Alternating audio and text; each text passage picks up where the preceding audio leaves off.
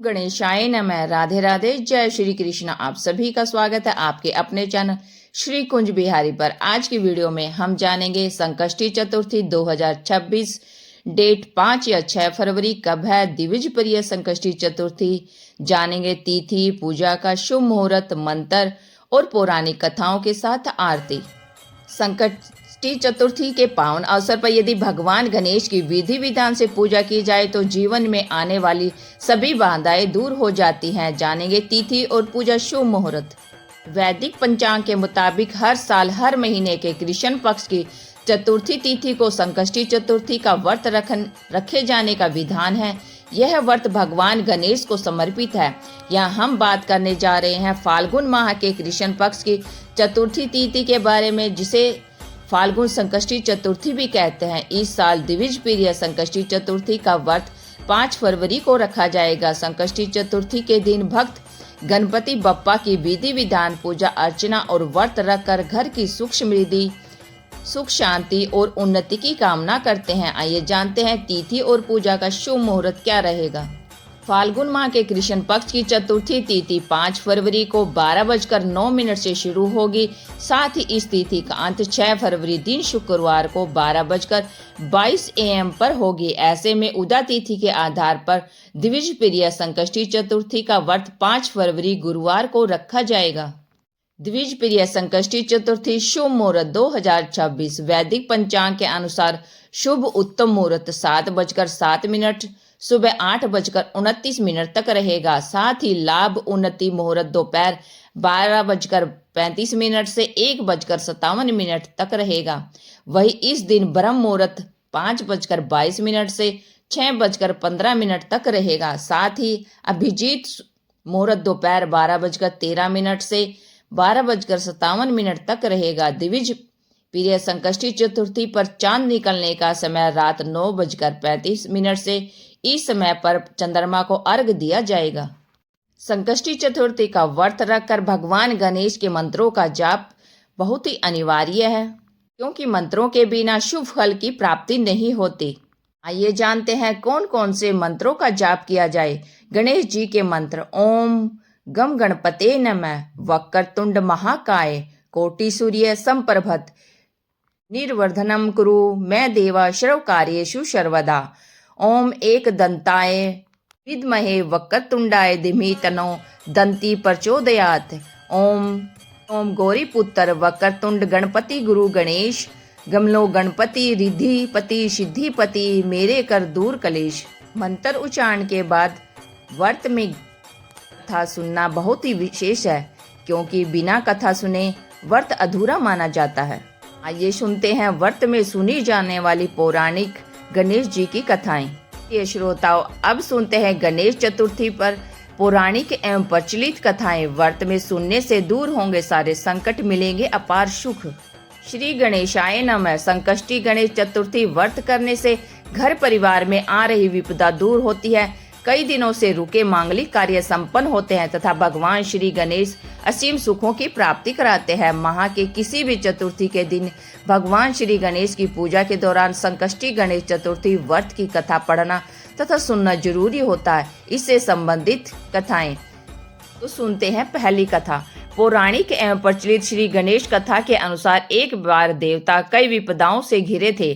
तब वह मदद मांगने भगवान शिव के पास आए। उस समय शिव के साथ कार्तिकेय तथा गणेश जी भी बैठे थे। देवताओं की बात सुनकर भगवान शिव जी ने कार्तिकेय व गणेश जी से पूछा कि तुम में से कौन देवताओं के कष्ट का निवारण कर सकता है। तब कार्तिकेय व गणेश जी दोनों ने ही स्वयं को इस कार्य के लिए सक्षम बताया। इस पर भगवान शिव ने दोनों की परीक्षा लेने हेतु कहा कि तुम दोनों में से जो सबसे पहले पृथ्वी की परिक्रमा करके आएगा वही देवताओं की मदद करने जाएगा। भगवान शिव के मुख से यह वचन सुनते ही कार्तिकेय अपने वाहन मोर पर बैठकर पृथ्वी की परिक्रमा के लिए निकल गए। परंतु गणेश जी सोच में पड़ गए कि वह चूहे पर के ऊपर चढ़कर सारी पृथ्वी की परिक्रमा करेंगे तो इस कार्य में उन्हें बहुत समय लग जाएगा। तभी उन्हें एक उपाय सूझा। गणेश जी अपने स्थान से उठे और अपने माता पिता की 7 बार परिक्रमा करके वापस बैठ गए। परिक्रमा करके लौटने पर कार्तिकेय समय को विजेता बताने लगे। तब शिव जी ने श्री गणेश जी से पृथ्वी की परिक्रमा न करने का कारण पूछा। तब भगवान गणेश ने कहा, माता पिता के चरणों में ही समस्त लोक है। यह सुनकर भगवान शिव ने गणेश जी को देवताओं के संकट दूर करने की आज्ञा दी। इस प्रकार भगवान शिव ने गणेश जी को आशीर्वाद दिया कि चतुर्थी के दिन जो तुम्हारा पूजन करेगा और रात्रि में चंद्रमा को अर्घ देगा, उसके तीनों ताप यानी दैहिक ताप, दैविक ताप तथा भौतिक ताप दूर होंगे। इस व्रत को करने से व्रतधारी के सभी तरह के दुख दूर होंगे और उसे जीवन के भौतिक सुखों की प्राप्ति होगी। चारों तरफ से मनुष्य की सुख समृद्धि बढ़ेगी। पुत्र पौत्रादि धन ऐश्वर्य की कमी नहीं रहेगी। ये थी भगवान गणेश की व्रत कथा, जो बहुत ही सुंदर थी और जिसके सुनने मात्र से व्यक्ति के सभी दुख संकट दूर हो जाते हैं। अब सुनते हैं गणेश भगवान की दूसरी कथा। एक समय की बात है, राजा हरिश्चंद्र के राज्य में एक कुम्हार था। वह मिट्टी के बर्तन बनाता, लेकिन वे कच्चे रह जाते। एक पुजारी की सलाह पर उसने इस समस्या को दूर करने के लिए एक छोटे बालक को मिट्टी के बर्तनों के साथ आंवले में डाल दिया। उस दिन संकष्टी चतुर्थी का दिन था। उस बच्चे की माँ अपने बेटे के लिए परेशान थी। उसने गणेश जी से बेटे की कुशलता की प्रार्थना की। दूसरे दिन जब कुम्हार ने सुबह उठकर देखा तो आवा में उसके बर्तन तो पक गए थे, लेकिन बच्चे का बाल बांका भी नहीं हुआ था। वह डर गया और राजा के दरबार में जाकर सारी घटना बताई। उसके बाद राजा ने उस बच्चे और उसकी माँ को बुलाया तो माँ ने सभी तरह के विघ्न को दूर करने वाले संकष्टी चतुर्थी का वर्णन किया। इस घटना के बाद से महिला संतान और परिवार के सौभाग्य के लिए संकट चौथ का व्रत करने लगी। जो महिलाएं संकट चौथ का व्रत करती हैं, उनका सौभाग्य अखंड रहता और उन्हें संतान सुख की प्राप्ति होती है। भगवान गणेश हर मनोकामना को पूरा करने वाले हैं। अब सुनते हैं भगवान गणेश की तीसरी कथा। एक समय की बात है, विष्णु भगवान का विवाह लक्ष्मी जी के साथ निश्चित हो गया। विवाह की तैयारी होने लगी। सब देवताओं को निमंत्रण भेजे गए, परंतु गणेश जी को निमंत्रण नहीं दिया। कारण जो भी रहा हो, अब भगवान विष्णु की बारात जाने का समय आ गया। सभी देवता अपनी पत्नियों के साथ विवाह समारोह में आए। उन सब ने देखा कि गणेश जी कहीं दिखाई नहीं दे रहे। तब वे आपस में चर्चा करने लगे कि क्या गणेश जी को न्योता नहीं दिया या समय गणेश जी नहीं आए हैं। सभी को इस बात पर आश्चर्य होने लगा। तभी सब ने विचार किया कि विष्णु भगवान से ही इसका कारण पूछा जाए। विष्णु भगवान से पूछने पर उन्होंने कहा कि हमने गणेश जी के पिता भोलेनाथ महादेव को न्योता भेजा है। यदि गणेश जी अपने पिता के साथ आना चाहते हैं तो आ जाते। अलग से न्योता देने की कोई आवश्यकता भी नहीं थी। दूसरी बात यह है कि उनको 1.25 मन मूंग, 1.25 मन चावल, 1.25 मन घी और 1.25 मन के लड्डू का भोजन दिन भर में चाहिए। यदि गणेश जी नहीं आए तो कोई बात नहीं, दूसरे के घर जाकर इतना सारा खाना पीना अच्छा भी नहीं लगता। इतनी वार्ता कर ही रहे थे कि किसी एक ने सुझाव दिया, यदि गणेश जी आ भी जाएं तो उनको द्वारपाल बनाकर बैठा देंगे कि आप घर की याद ध्यान रखना। आप तो चूहे पर बैठकर धीरे धीरे चलोगे तो बारात से बहुत पीछे रह जाओगे। यह सुझाव भी सबको पसंद आ गया तो विष्णु भगवान ने भी अपनी सहमति दे दी। होना क्या था कि इतने में गणेश जी आ पहुंचे और उन्हें समझा बुझाकर घर की रखवाली करने बैठा दिया। बारात चल दी। तब नारद जी ने देखा कि गणेश जी तो दरवाजे पर ही बैठे हुए हैं, तो वे गणेश जी के पास गए और रुकने का कारण पूछा। गणेश जी कहने लगे कि विष्णु भगवान ने मेरा बहुत अपमान किया है। नारद जी ने कहा कि आप अपनी मूषक सेना को आगे भेज दें तो वह रास्ता खोद देगी, जिससे उनके वाहन धरती में धंस जाएंगे। तब आपको सम्मान पूर्वक बुलाना पड़ेगा। अब तो गणेश जी ने अपनी मूषक सेना जल्दी से आगे भेज दी और सेना ने जमीन खोद दी। जब बारात वहां से निकली तो रथों के पहिए धरती में धंस गए। लाख कोशिश करे परंतु पहिए नहीं निकले। सभी ने अपने अपने उपाय किए परंतु पहिए तो नहीं निकले, बल्कि जगह जगह से टूट गए। किसी की समझ नहीं आ रहा था कि अब क्या किया जाए।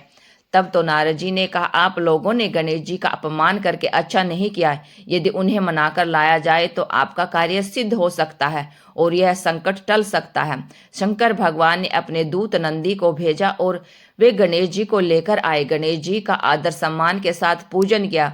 तब कहीं रथ के पहिए निकले। अब रथ के पहिए काल तो गए, परंतु वह टूट फूट गए, तो उन्हें सुधार कौन करे। रथ के पहियों को ठीक करने के लिए पास के खेत में खाती काम कर रहा था।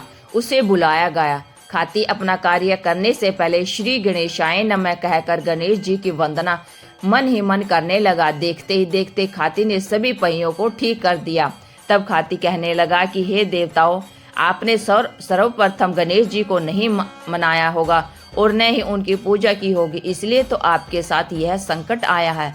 हम तो मूर्ख अज्ञानी हैं, फिर भी पहले गणेश जी को पूजते हैं, उनका ध्यान करते हैं। आप लोग तो देवता गण हैं, फिर भी आप गणेश जी को कैसे भूल गए। अब आप लोग भगवान श्री गणेश जी की जय बोलकर जाएं, तो आपके सब काम बन जाएंगे और कोई संकट भी नहीं आएगा। ऐसा कहते हुए बारात वहां से चल दी और विष्णु भगवान का लक्ष्मी जी के साथ विवाह संपन्न करा के सभी सुकुशल घर लौट आए। इसीलिए तो भगवान गणेश को दुख हरता कहा जाता है। हे गणेश जी महाराज, आपने विष्णु भगवान को जैसो कारज सारियो ऐसो कारज सबको सिद्ध कर दो। बोलो गजानन भगवान की जय। अब सुनते हैं भगवान गणेश जी की चौथी कथा। श्री गणेश चतुर्थी व्रत की पौराणिक कथा के अनुसार एक बार भगवान शिव तथा माता पार्वती नर्मदा नदी के किनारे बैठे थे। वहां माता पार्वती ने भगवान शिव के साथ समय व्यतीत करने के लिए चौपड़ खेलने को कहा। शिव चौपड़ खेलने के लिए तैयार हो गए, परंतु इस खेल में हार जीत का फैसला कौन करेगा, यह प्रश्न उनके समक्ष उठा तो भगवान शिव ने कुछ दिन के एकत्रित कर उसका एक पुतला बनाकर उसकी प्राण प्रतिष्ठा कर दी और पुतले से कहा, बेटा, हम चौपड़ खेलने चाहते हैं, परंतु हमारी हार जीत का फैसला करने वाला कोई नहीं है, इसलिए तुम बताना कि हम दोनों में से कौन हारा और कौन जीता। इसके बाद भगवान शिव और माता पार्वती का चौपड़ खेलना शुरू हो गया। यह खेल 3 बार खेला गया और संयोग से 3 बार माता पार्वती ही जीत गई। खेल समाप्त होने के बाद बालक से हार जीत का फैसला करने के लिए कहा गया, तो उस बालक ने महादेव को विजय बताया। यह सुनकर माता पार्वती क्रोधित हो गई और क्रोध में उन्होंने बालक को लंगड़ा होने, कीचड़ में पड़ा रहने का श्राप दे दिया। बालक ने माता पार्वती से माफी मांगी और कहा कि यह मुझसे अज्ञानवश हो गया, ऐसा हुआ है, मेरी अज्ञानता से ये सब हुआ है, मैंने किसी द्वेष भाव से ऐसा नहीं किया। बालक द्वारा क्षमा मांगने पर माता ने कहा, यहाँ गणेश पूजन के लिए नाग कन्याएं आएंगी, उनके कहे अनुसार तुम गणेश व्रत करो, ऐसा कहने से तुम मुझे प्राप्त करोगे। यह कहकर माता पार्वती शिव भगवान के साथ कैलाश पर्वत पर चली गई। 1 वर्ष बाद उस स्थान पर नाग कन्याएं आई। तब नाग कन्याओं से श्री गणेश व्रत की विधि मालूम करने पर उस बालक ने 21 दिन लगातार भगवान गणेश जी का व्रत किया। उसकी श्रद्धा से गणेश जी प्रसन्न हुए। उन्होंने बालक को मनोवांछित फल मांगने के लिए कहा। उस पर बालक ने कहा, हे विनायक, मुझे इतनी शक्ति दीजिए कि मैं अपने पैरों से चलकर अपने माता पिता के साथ कैलाश पर्वत पर पहुंच सकूं और वे यह देख प्रसन्न हों। तब बालक को वरदान देकर श्री गणेश जी अंतर्ध्यान हो गए। इसके बाद वह बालक कैलाश पर्वत पर पहुंच गए और कैलाश पर्वत पर पहुंचने की अपनी कथा उसने भगवान शिव को सुनाई। चौपड़ वाले दिन ही माता पार्वती शिव भगवान से विमुख हो गई थी। अतः देवी को रुष्ट होने पर भगवान शिव ने भी बालक के बताए अनुसार 21 दिनों तक श्री गणेश जी का व्रत किया। इस व्रत के प्रभाव से माता पार्वती के मन से भगवान शिव के लिए जो नाराजगी थी वह समाप्त हो गई। तब यह व्रत विधि भगवान शंकर ने माता पार्वती को बताई। यह सुनकर माता पार्वती के मन में भी अपने पुत्र कार्तिकेय से मिलने की इच्छा जागृत हुई। तब माता पार्वती ने भी 21 दिन तक श्री गणेश का व्रत किया तथा दूर्वा, फूल और लड्डुओं से गणेश जी का पूजन अर्चन किया। व्रत के 21वें दिन कार्तिकेय समय माता पार्वती से मिलने आए। उस दिन से श्री गणेश चतुर्थी का यह व्रत समस्त मनोकामनाओं की पूर्ति करने वाला व्रत माना जाता है। इस व्रत को करने से मनुष्य के सारे कष्ट दूर होकर मनुष्य को समस्त सुख सुविधाएं प्राप्त होती हैं। भगवान गणेश जी का यह व्रत सभी इच्छाओं की पूर्ति करने वाला है। प्रिय श्रोताओं, आप सभी ने सुनी भगवान गणेश की पौराणिक और सबसे प्रचलित कथाएं। अब सुन लेते हैं भगवान गणेश की आरती, क्योंकि व्रत करने के बाद आरती करनी बहुत विशेष है। अगर व्रत के दौरान हमसे कोई भूल चूक हो जाती है तो आरती करने के बाद सभी गलतियां माफ हो जाती हैं। तो सुनते हैं भगवान गणेश जी की आरती। भगवान गणेश जी की आरती। जय गणेश जय गणेश जय गणेश देवा, माता जाकी पार्वती पिता महादेवा। जय गणेश जय गणेश जय गणेश देवा, माता जाकी पार्वती पिता महादेवा। एक दंत दयावंत चार भुजाधारी, एक दंत दयावंत चार भुजाधारी। माथे पर तिलक सोहे मूसे की सवारी, माथे पर तिलक सोहे मूसे की सवारी। पान चढ़े फूल चढ़े और चढ़े मेवा, पान चढ़े फूल चढ़े और चढ़े मेवा। लडवन का भोग लगे संत करे सेवा, लडवन का भोग लगे संत करे सेवा। जय गणेश जय गणेश जय गणेश देवा, माता जाकी पार्वती पिता महादेवा। अंधन को आंख देते कोढ़िन को काया, अंधे को आंख देते कोढ़िन को काया। बांझन को पुत्र देत निर्धन को माया, बांझन को पुत्र देत निर्धन को माया। सूर श्याम शरण आए सफल कीजिए सेवा, सूर श्याम शरण आए सफल कीजिए सेवा। माता जाकी पार्वती पिता महादेवा, माता जाकी पार्वती पिता महादेवा। दीनन की लाज राखो शुंभु सुतेवारी, कामना को पूर्ण करो जग बलिहारी। दीनन की लाज राखो शुंभु सुतेवारी, कामना को पूर्ण करो जग बलिहारी। जय गणेश जय गणेश जय गणेश देवा, माता जाकी पार्वती पिता महादेवा। जय गणेश जय गणेश जय गणेश देवा, माता जाकी पार्वती पिता महादेवा। सभी प्रेम से बोले गणेश महाराज जी की जय। ओम गम गणपते नमः। भगवान गणेश को सभी देवताओं में सर्वप्रथम पूजनीय माना जाता है। हर शुभ कार्य में सबसे पहले इनकी पूजा की जाती है, तभी कोई मंगल कार्य शुरू किया जाता है। कहते हैं कि इनका नाम लेने से काम बिना किसी विघ्न के पूरा होता है। भगवान गणेश माता पार्वती और भगवान शिव के सपुत्र हैं।